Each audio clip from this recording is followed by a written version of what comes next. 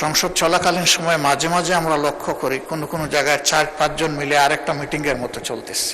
অনেক সময় দেখি যে মন্ত্রণালয় সম্পর্কে কথা বলছে সেই মন্ত্রণালয়ের সংশ্লিষ্ট কেউ এখানে উপস্থিত নেই। তো এই যে অনুপস্থিতির একটা ব্যাপার, বিশেষ করে সিনিয়র লিডারদের, এইটা আমাদেরকে আহত করে। সংসদটা আমাদের কাছে জাতির আমানত এবং প্রথম দিক থেকেই আপনি আহ্বান জানিয়ে এসছেন আমরা সবাই যেন পার্টিসিপেশন করে এই সংসদটাকে প্রাণবন্ত রাখি। দুটা জিনিস এখানে লক্ষণীয়, যেটা সংসদের মেজাজের সাথে যায় কিনা আপনি সিদ্ধান্ত দেবেন। একটা হলো যে গুরুত্বপূর্ণ ব্যক্তিরা, সংসদ সদস্যদের কথাগুলা যাদের নিজের কানে সরাসরি শোনা দরকার, বিশেষ করে মন্ত্রিপরিষদের সম্মানিত সদস্যবৃন্দ, অনেক সময় দেখি যে মন্ত্রণালয় সম্পর্কে কথা বলছে সেই মন্ত্রণালয়ের সংশ্লিষ্ট কেউ এখানে উপস্থিত নেই। তো এই যে অনুপস্থিতির একটা ব্যাপার, বিশেষ করে সিনিয়র লিডারদের, এইটা আমাদেরকে আহত করে। 2 নম্বর, সংসদ চলাকালীন সময়ে মাঝে মাঝে আমরা লক্ষ্য করি কোনো জায়গায় 4-5 জন মিলে আরেকটা মিটিংয়ের মতো চলতেছে। একদিকে সংসদে গুরুত্বপূর্ণ আলোচনা হচ্ছে, আপনি নিজে অ্যাটেনশন দিচ্ছেন, আমরা বুঝার শোনার চেষ্টা করতেছি, আবার ওইদিকে এগুলোও চলতেছে। এগুলাতে সংসদের ডিসেন্সি যেমন নষ্ট হয়, তেমনি আমরা যারা সংসদকে অনুসরণ করার চেষ্টা করি আমাদের মনোযোগও নষ্ট হয়। এই বিষয়ে আপনি কিছু বলবেন কিনা, কোনো উদ্যোগ নেবেন কিনা? ধন্যবাদ মাননীয় স্পিকার। ধন্যবাদ বিরোধী দলীয় নেতা।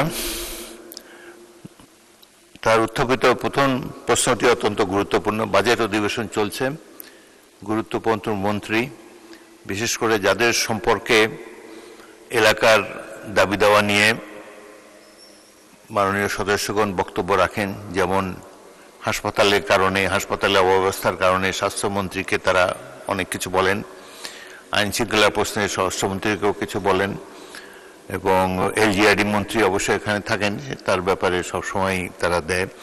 তবে কালকে এই প্রশ্নটি আলোচিত হয়েছিল এবং মাননীয় চিফ হুইপ বলেছিলেন যে তারা রাষ্ট্রীয় কাজে ব্যস্ত।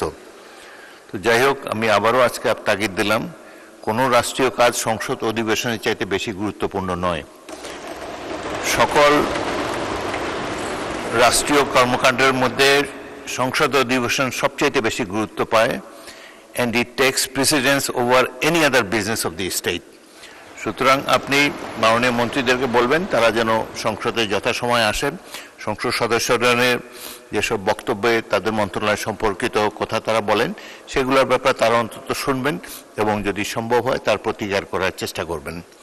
দ্বিতীয়ত, বিরোধী দলের নেতা যেটি বলেছেন, আমি মাঝে মাঝে দেখি সংসদের ছোট ছোট গ্রুপে কথাবার্তা চলে, ফ্লোর ক্রসিংও 2-1বার দেখেছি, সেগুলো আমি সাথে সাথে পয়েন্ট আউট করেছি।